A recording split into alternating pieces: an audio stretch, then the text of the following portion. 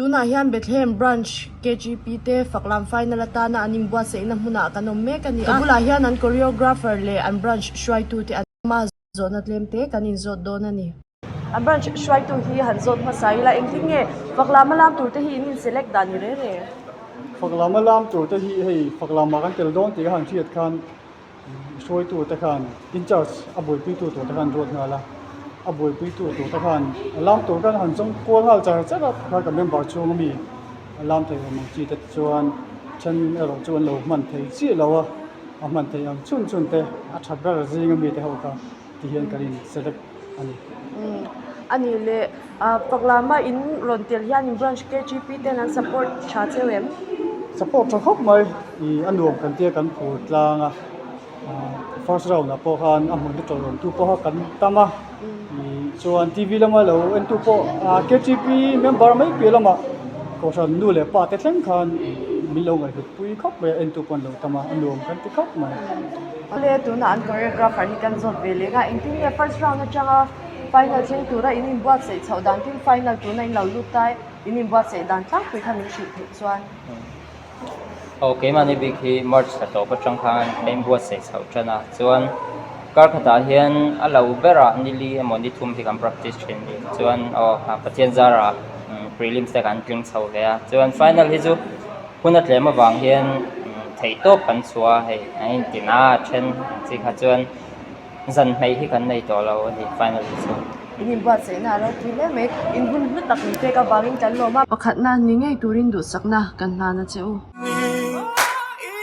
Indo na karahya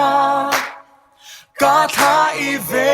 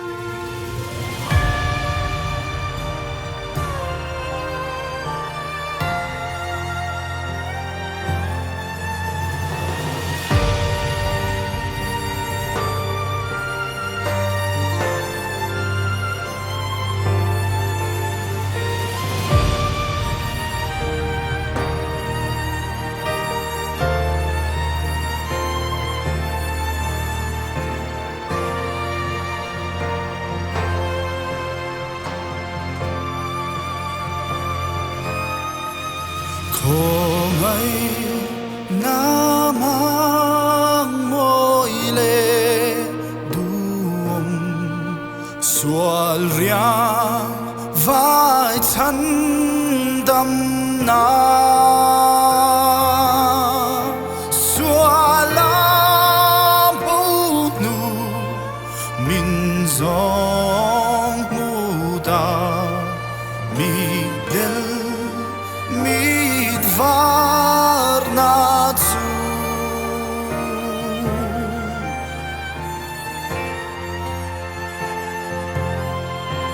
Launa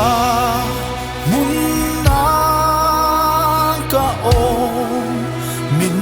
Shil Ka Lau Mi